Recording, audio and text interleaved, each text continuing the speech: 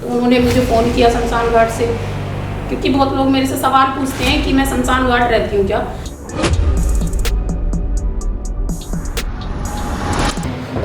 जय श्री महाकाल।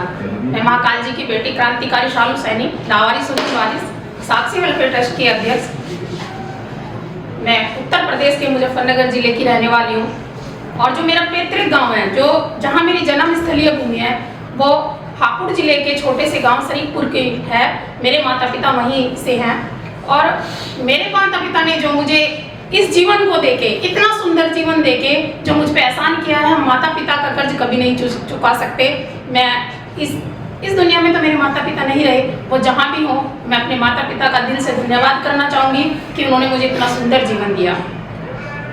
जो सेवा हम कर रहे हैं, जिस सेवा में आज हम लगे हुए हैं, देखिए बहुत लोग अपने अपने तरीके से सेवा में लग जाते हैं। जो सेवा हम लोग कर रहे हैं, अंतिम समय में हर मृतक को कफन नसीब हो या कोई भी इस दुनिया से लावारिस की तरह ना जाए, क्योंकि बहुत लोग ना गुमनाम की जिंदगी जीते हैं और गुमनाम की जिंदगी जीते जीते गुमनाम की तरह ही वो चले जाते हैं इस दुनिया से। उनको कफन तक नसीब नहीं होता, उनके पास कोई अपना कहने वाला नहीं होता उस समय। उनका अंतिम संस्कार भी कोई और ही करता है, कभी कोई प्रशासन कर देता है तो कभी कोई और कर देता है, अपने तक उन लोगों के पास नहीं होते।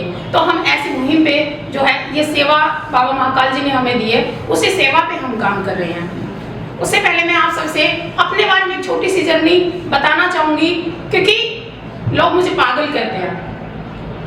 पागल जब कोई होता है ना तो वो अपना इतिहास अलग रचता है, क्योंकि आज तक जितने लोगों ने इतिहास रचा होगा ना, वो सिर्फ पागल हुए हैं सब। और मुझे इतना भी पता है कि मरने से पहले कभी किसी ने इतिहास नहीं रचा, मरने के बाद लोग उसको याद रखते हैं। मरने से पहले हर कोई टांग खींचता है, हर कोई उसकी निंदा करता है। किसी के काम को यदि कोई जीते जी सराहे ना, वो बड़ी बात नहीं है, क्योंकि कभी किसी ने नहीं सराहा, मरने के बाद लोग उसको याद रखते हैं। हाँ, वो व्यक्ति ऐसा था, उसने ये काम किया।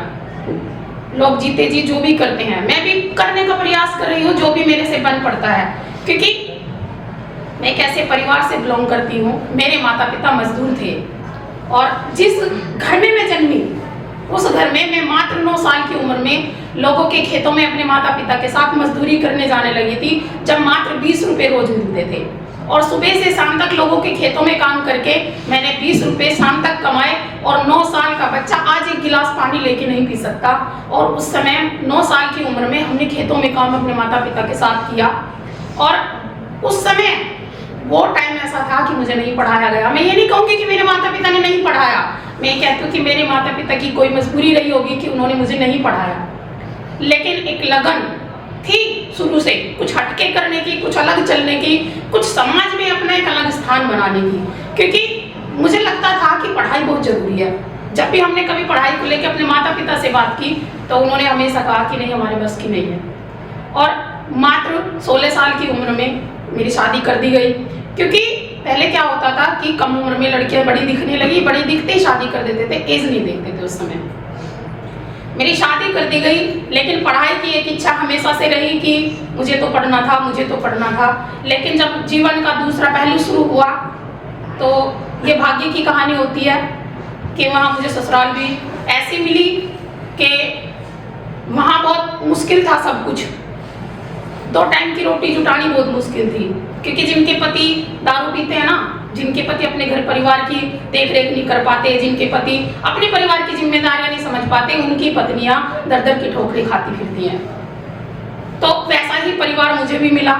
लेकिन उस जद्दोजहद में मैं अपने रिश्ते को निभाने में प्रयास करते करते मैंने उस जर्नी को शुरू किया। और उस बीच में मेरे 2 बच्चे हुए और मात्र 19 साल की उम्र में मैं 2 बच्चों की माँ बनी। लेकिन वो संघर्ष भरा मेरा जो वो पल था, क्योंकि एक माँ ना सब कुछ सहन कर सकती, अपने बच्चों को भूखा नहीं देख सकती। मैंने इस दुनिया का कोई भी काम ऐसा नहीं है जो ना किया हो। सिलाई, कढ़ाई, बुनाई, किसी के फूल लगाने, जगह तोड़ने, ऐसा कोई काम नहीं था। मैंने रातों रातों बैठ के, घर में लाइट नहीं थी, रातों रातों बैठ के मैंने सिलाई की अपने बच्चों के लिए। लेकिन जब मुझे बिल्कुल हद हो गई और मुझे लगा कि इस आदमी के साथ रहना बहुत मुश्किल है, मेरे बच्चे नहीं पढ़ पाएंगे, और फिर जिस आदमी को अपने बच्चों की चिंता नहीं है उस आदमी के साथ रहना ही क्या, जो कमाए वही पी ले, तो उस आदमी के साथ रहने से बढ़िया है खुद मेहनत करो और अपने बच्चे पालो। तो मैंने अलग होने का डिसीजन लिया। और मेरी जो जिंदगी की संघर्ष भरी कहानी थी वो फिर से और ज्यादा शुरू हुई। मैंने अपने बच्चों को पालना शुरू किया, लेकिन एक मेरा सपना था मैं अपने बच्चों को इंग्लिश मीडियम स्कूल में पढ़ाऊं। लेकिन संघर्ष करते करते मैं नेटवर्किंग करना शुरू किया, बाहर नौकरी करनी शुरू की। मैंने कई जगह जॉब भी की। एक अनपढ़ लड़की को जो गांव देहात से आई हुई इतने लंबे घूंघट में रहती थी, उसको कोई कितने ही पैसे में नौकरी देगा।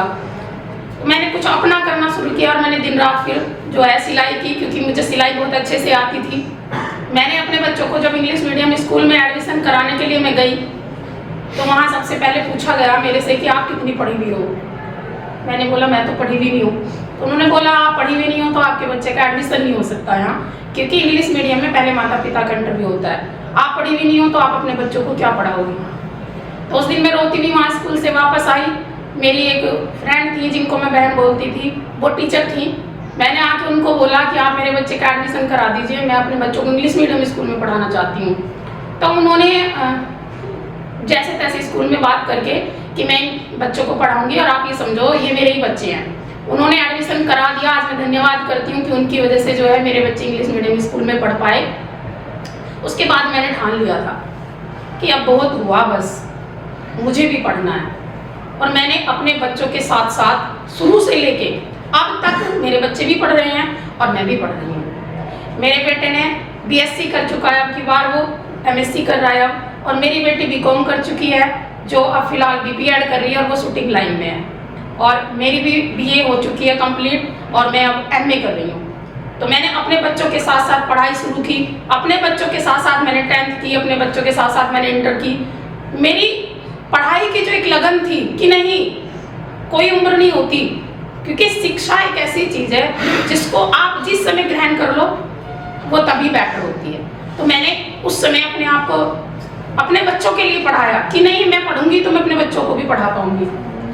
मेरी वो जर्नी रही। उसके बाद कुछ समय बीता बीच में, तो मुझे भी लगा बीच में कि शायद मुझे शादी कर लेनी चाहिए। मैंने अपने घर वालों से बात की और मैंने दूसरी शादी की।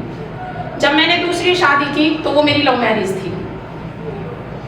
लेकिन जब वो कहते नहीं तकदीर में अगर सुख ना हो ना तुम्हें मिलेगा नहीं, क्योंकि मुझे आज ये लगता है कि मुझे महाकाल बाबा जी ने किसी और चीज के लिए चुना हुआ था।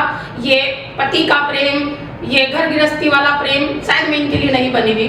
और उस चीज को भगवान ने मेरे से फिर से अलग कर दिया। और मेरे पति ने जो है मैंने दूसरी शादी की, कुछ टाइम हम साथ रहे और उन्होंने भी मेरे सामने एक शर्त रखे कि या तो बच्चे छोड़ दो या तो मुझे छोड़ दो, मैं बच्चों के साथ नहीं रह सकता। और मेरी सेवा से वो बहुत परेशान रहते थे। मुझे लगा जो आदमी मेरी इतनी अच्छी सेवा से परेशान है या मैं जो अच्छे काम करती हूँ उन्हीं से परेशान है, मेरे बच्चों से परेशान है, तो उसके साथ रहने से ही क्या फायदा है। मैंने उनको जाने दिया कि आप जाइए, बाबा महाकाल जी ने चाहा तो हम खुद अपना काम करेंगे और खुद अपने बच्चे पालेंगे। उसके बाद से मेरे जीवन का एक एक पल संघर्ष में गुजरा है। और मैं कपड़ों का ठेला झांसी की रानी पे खड़े होकर लगाती हूँ, जहाँ मैं कपड़े भी बेचती हूँ। लोगों ने मेरा बहुत मजाक बनाया, मेरे साथ वालों ने बनाया, मेरी अपनी जो फ्रेंड थी, मेरे अपने परिवार ने साथ नहीं दिया। जो मेरे सगे बहन भाई थे ना, जिनको कहते हैं माँ जाए, उन्होंने भी मेरा साथ नहीं दिया, उन्होंने भी मेरा साथ छोड़ दिया। मेरा कोई दोस्त ऐसा नहीं था जिसने मेरा उस समय साथ दिया हो, लेकिन मेरे बाबा महाकाल जी थे जिन्होंने कहा तो संघर्ष करना तेरे साथ में। और मैं आज एक ठेला लगाना कभी शुरू किया था, आज मेरे 3 ठेले लगते हैं, जिसमें 2 कपड़ों के लगते हैं और एक फास्ट फूड का लगता है। मुझे शर्म नहीं आती इस बात को बताने में कि मैं ठेला लगा के अपने बच्चों की जिम्मेदारी पूरी करती हूँ, क्योंकि मैं उस ठेले से भी अपनी कमाई का एक हिस्सा उस ईश्वरीय सेवा में लगाती हूँ जो अंत समय में सबको जाना है जहाँ। तो मैं ये नहीं सोचती कि मुझे पहले भगवान देगा मैं तब कुछ करूंगी, मैं ये सोचती हूँ कि मैं कर देती हूँ, भगवान अपना आप दे देगा। तो मैं अगर इतना कमाती हूँ कि मैं अपनी कमाई में से भी ईश्वरीय सेवा में लगा पाऊँ, तो इसके लिए मेरे लिए तो ये बहुत बड़ी बात है। क्योंकि जब हम खुद कमाते हैं ना, हमें पैसे का पता चलता है कि किस तरीके से कमाई होती है। माता पिता के पैसे पे ऐश करना और खुद से कमा के अपनी जिम्मेदारियों को पूरा करना एक बहुत बड़ी बात है। इस बीच में मैंने बहुत अनुभव जो मेरे लिए शायद जीवन भर हमेशा याद रहेंगे, और उसके बल पे ही मैं बाबा महाकाल जी से भी कहती हूँ कि तूने मुझे इस सेवा के लिए चुना है, जो अंतिम संस्कार की सेवा मुझे दी है, ये बहुत बड़ी बात है मेरे लिए। क्योंकि एक बार क्या हुआ कि एक माँ थी और उसका बेटा मेरठ उसमें मेडिकल में उसका इलाज चल रहा था और उसकी डेथ हो गई वहीं पे। वहाँ मेरठ मेडिकल में मेरे कोई जानने वाला होगा जो मुझे सोशल मीडिया के माध्यम से जानता होगा, उन्होंने कहा आपके बेटे का अंतिम संस्कार शालू सैनी है वो कर देंगी। तो उन्होंने यहाँ डेड बॉडी पूछवा दी और वो शमशान घाट के बाहर पूरी रात अपने बच्चे को लेके बैठी रही। सुबह शमशान घाट का जब गेट खुला, उन्होंने देखा, पूछा भाई तुम क्यों बैठी हो यहाँ, कि आप शालू को बुला दो, वो मेरे बेटे का अंतिम संस्कार कर देंगी, मेरे पास पैसे नहीं है। तो उन्होंने मुझे फ़ोन किया शमशान घाट से, क्योंकि बहुत लोग मेरे से सवाल पूछते हैं कि मैं शमशान घाट रहती हूँ क्या। देखिए मैं सेवा शमशान घाट में करती हूँ पर रहती अपने बच्चों के पास हूँ। तो जब मेरे पास सुबह 4 बजे फ़ोन आया कि ऐसे ऐसे एक महिला अपने बेटे की लाश के साथ बाहर बैठी है और आपको पूछ रही है, मैंने अपनी स्कूटी उठाई है, मैं तुरंत शमशान घाट पहुँची। मैंने उनसे पूछा अम्मा आप यहाँ क्यों बैठी हो पूरी रात से, आप गेट खुलवा लेते, आप बता देते रात में। तो हमने फिर उनका अंतिम संस्कार किया, पूरे विधि विधान से उनको अंदर शमशान घाट लेके गए, हमने उनका अंतिम संस्कार किया। उन्होंने मुझे एक माँ वाली फीलिंग होती है ना, मुझे उस समय लगा कि मतलब मेरी माँ तो शायद इस दुनिया में नहीं है, लेकिन शायद ये माँ के रूप में मुझे मिली है। और आज वो मुझसे इतना प्यार करती हैं कि वो अपनी बेटी की तरह मुझे मानती हैं। वो कहती है कि बेटा चला गया लेकिन मुझे भगवान ने बेटी दे दी। ऐसे ऐसे अनुभव जब हमें जीवन में संघर्ष से मिलते हैं ना, उनका मतलब कहीं कुछ दिखावा नहीं होता, उसको मैं बयान नहीं कर सकती लोगों के सामने। लोगों को ये लगता है कि मैं शमशान घाट की सेवा कर रही हूँ तो मुझे सैलरी मिलती है। देखिए सबसे पहली बात तो ये कि ना तो मुझे शासन से ना प्रशासन से मुझे कुछ नहीं मिलता। हाँ मेरे मन के भाव है जिसलिए मैं बाबा महाकाल जी की सेवा से जुड़ी हुई हूँ। बाबा महाकाल जी की सेवा मुझे करते करते, कहते ना कि किसी ने भगवान को नहीं देखा, लेकिन हाँ मैं कह सकती हूँ कि मैंने भगवान को देखा है। क्योंकि जब मैं सेवा पे होती हूँ ना तो मुझे खुद ही नहीं पता होता वो सेवा कैसे चलती रहती, कैसे हो जाती है। मेरे पास पैसे भी नहीं होते और मेरे पास सेवा के लिए फ़ोन आ जाए तो मैं बाबा से बोल के चली जाती हूँ, बाबा मैं करने जा रही हूँ, आप देख लेना, मेरे पास पैसे नहीं आ। तो आप यकीन मानिए पैसे की व्यवस्था हो जाती है, मुझे भी नहीं पता कैसे हो जाती है। तो आप बताइए क्या भगवान नहीं है उस जगह? भगवान है, बस हमारे भाव नहीं होते। हमें क्या जरूरत है? हमें भाव की जरूरत है। जहाँ हमने मान लिया कि भगवान है, वहाँ हमारे भाव जुड़ गए तो वहाँ सच में भगवान होते हैं। इसीलिए हर संघर्ष को, क्योंकि देखिए मेरे भी बच्चे हैं, आप ही जैसे मेरे भी बच्चे हैं। मेरे बच्चों ने कभी आज तक मुझे सेवा को करने के लिए नहीं रोका। कभी उन्होंने ये नहीं कहा हमें तो डर लगता है मम्मी आप शमशान घाट क्यों जाती हो। जब कोरोना टाइम चल रहा था और लोग अपनों को भी हाथ नहीं लगा रहे थे, तब मैंने डेड बॉडी घरों में से उठा के मैं अपने हाथों से लेके आई। और मेरे पास पीपी किट भी नहीं होती थी क्योंकि मैं बहुत गरीब परिवार से हूँ। आप समझ सकते हैं कि मैं ठेला लगाती हूँ और मेरे पास कोई सहयोग करने वाला नहीं है, पति नहीं है, पिता नहीं है। एक लड़की के पास कौन होता है? तो पति होता है या भाई होता है या पति होता है या पिता होते हैं। अब मेरे पिता भी नहीं है, पति भी नहीं है, और रही भाइयों की बात, सब अपनी अपनी घर गृहस्थी में बिजी है। तो मेरे पास कितना संघर्ष भरा टाइम होगा और मैं कितना पैसा कमा के अपने बच्चों की जिम्मेदारी पूरी कर पाती हूँ। तो जब हम जिंदगी में संघर्ष करते करते आगे बढ़ते हैं ना, तो हम लोगों के लिए प्रेरणा बनना चाहते हैं उस समय। क्योंकि अगर हमारे जीवन में कुछ ऐसा घट जाए जो हमने सहन किया हो, तो फिर हम ये नहीं चाहते कि जो हमने सहन किया है वो कोई और भी सहन कर पाए। मैंने जो पीड़ा सहन की है ना अपने पति से, अपने ससुराल वालों से, वो उस समय की है। क्योंकि उस समय की शालू अलग थी, आज की शालू अलग है। एक अपना पहचान, अपनी नाम। मेरे माता पिता ने मेरा नाम बबीता सैनी रखा था, लेकिन आज मुझे बबीता सैनी के नाम से सिर्फ मेरे घर के दायरे वाले लोग जानते हैं। क्रांतिकारी शालू सैनी तक का सफर जो मेरा था, उसमें ना मेरे पिता ने मेरा नाम दिया, ना मेरे पति ने मेरा नाम दिया, ना मुझे किसी और ने नाम दिया। अपना संघर्ष करते करते मैंने खुद का नाम अपना आप रखा कि मुझे मेरी पहचान चाहिए। एक औरत की पहचान होनी चाहिए। सब कुछ या तो वो अपने घर होती है, अपने पिता के नाम से जानी जाती है, और या फिर वो पति के नाम से जानी जाती है। एक औरत का अपना वजूद क्यों नहीं हो सकता? एक औरत अपने नाम से नहीं जानी जा सकती क्या? क्योंकि जब औरत सबसे भावुक होती है, जब औरत सबसे शक्तिशाली होती है, हमारे देश में औरत को पूजनीय माना गया है। क्योंकि जितने देवी देवता है सबको जो है पूजते हैं, सब देवियों को। तो हमारे देश में महिलाओं को सम्मान क्यों नहीं दिया जाता? फिर क्यों उसको हम बराबर का दर्जा नहीं दे सकते? क्यों हम मिनट मिनट में बोल देते हैं कि महिलाएं इस काम को नहीं कर सकती, महिलाएं शमशान घाट नहीं जा सकती? आप एक भी जगह नहीं बता सकते कि जहाँ ये लिखा हो महिलाएं शमशान घाट नहीं जा सकती। इस पे मैं घंटों बहस कर सकती हूँ और घंटों तथ्य दे सकती हूँ मैं, क्योंकि मुझे तर्क वितर्क इसके बारे में इसलिए ज़्यादा पता है कि मैं धर्म गुरुओं से जुड़ी हुई हूँ। जितनी जगह मैंने पढ़ा, जितनी जगह मैंने सुना, सिर्फ ये देखा है मैंने कि सिर्फ गरुड़ पुराण में एक जगह ये लिखा हुआ है कि अपनी पहली संतान, वो संतान लड़की है या लड़का है ये नहीं लिखा हुआ, अपनी पहली संतान अंतिम संस्कार करने का दायित्व रखती है, वो चाहे बेटी हो चाहे बेटा हो।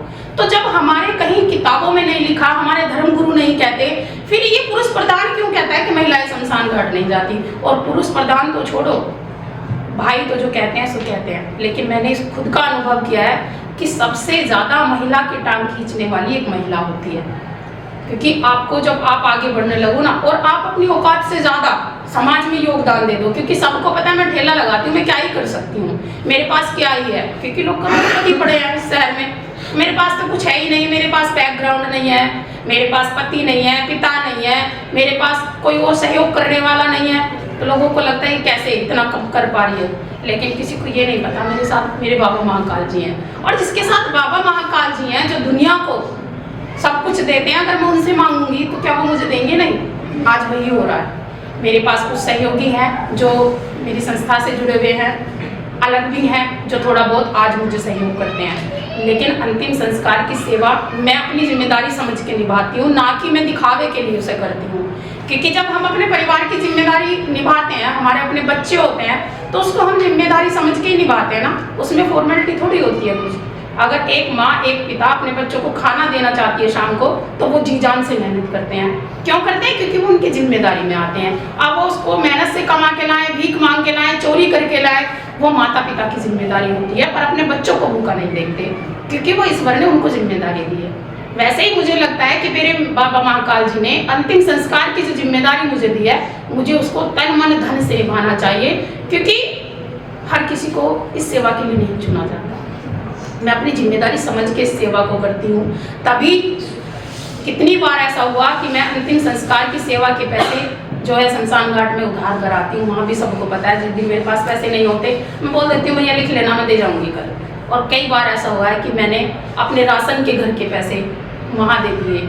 मेरी कई चीज़ ऐसे बिक गई, मैंने अपने कड़े, अंगूठी, चैन जो भी मेरे पास थे, मैं बेच बेच के इस सेवा में लगा दिए, क्योंकि मुझे अब इन सब चीज़ों से मोह नहीं है।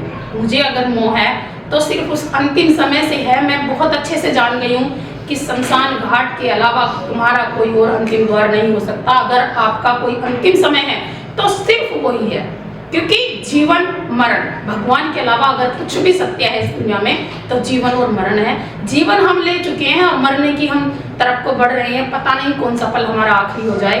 और मैंने बहुत सारी जगह पढ़ा है, बहुत सारी जगह देखा है, क्योंकि मैं भी वृद्धाओं से जुड़ी हुई हूँ और बहुत मैं सेवा करती हूँ वृद्धाओं की।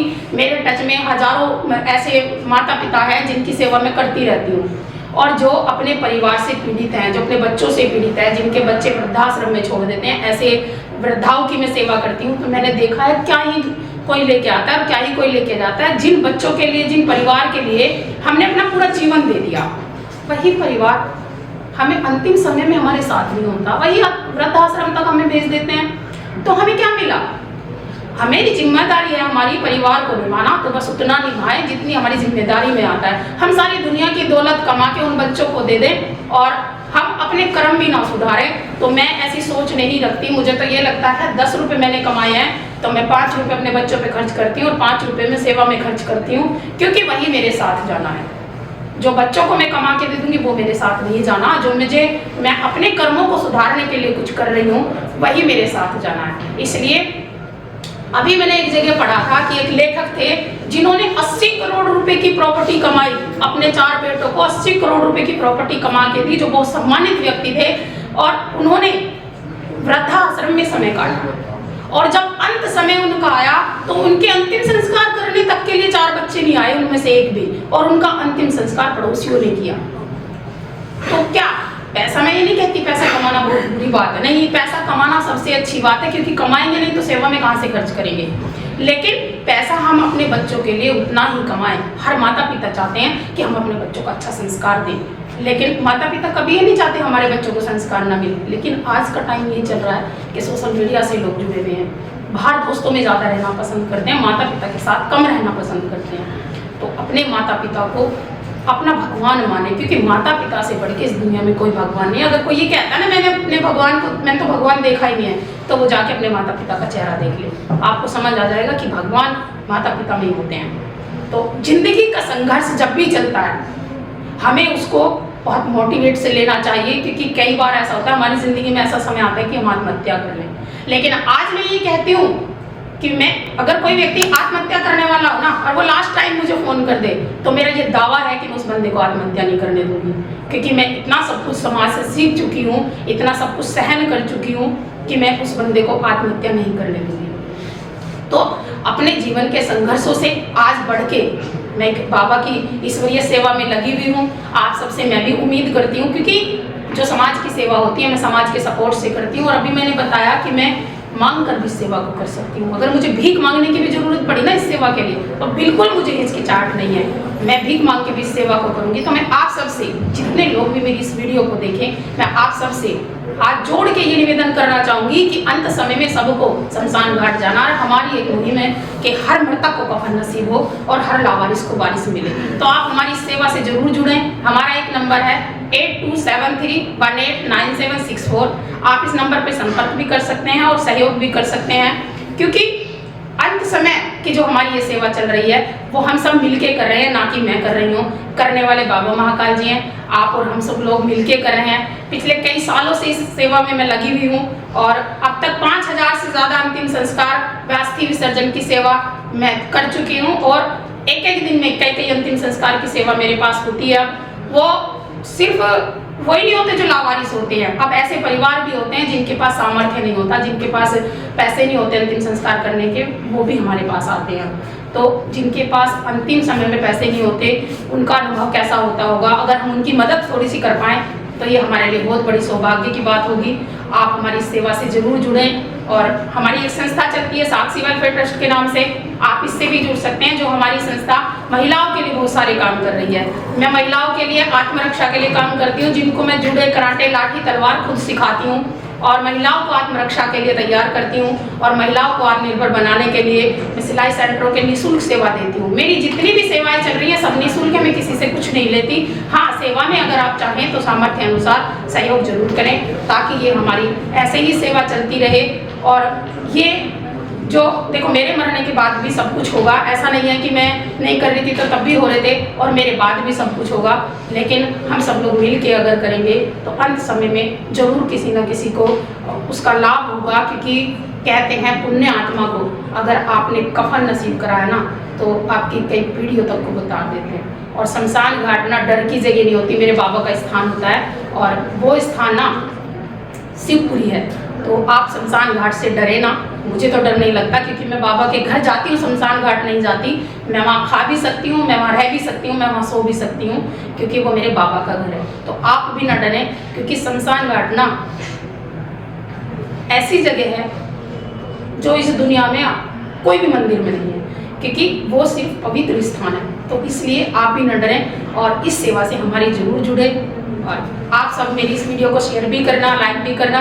और आप सबका मैं दिल से धन्यवाद करती हूँ, जितने भी लोगों ने आज तक, जितने भी मेरे सहयोगियों ने आज तक सोशल मीडिया से, उत्तर प्रदेश से, बाहर के लोगों से, जिन्होंने भी मुझे आज तक 1 रुपये का सहयोग किया होगा, उन सबका दिल से धन्यवाद करती हूँ। कि मैं अपने लिए सहयोग नहीं मांगती, अपने लिए मैं मेहनत करके कमा सकती हूँ, लेकिन जो ईश्वरीय सेवा मेरी चल रही है उसमें सहयोग मांगती हूँ। सभी का मैं दिल से धन्यवाद करती हूँ। सबका बहुत बहुत धन्यवाद।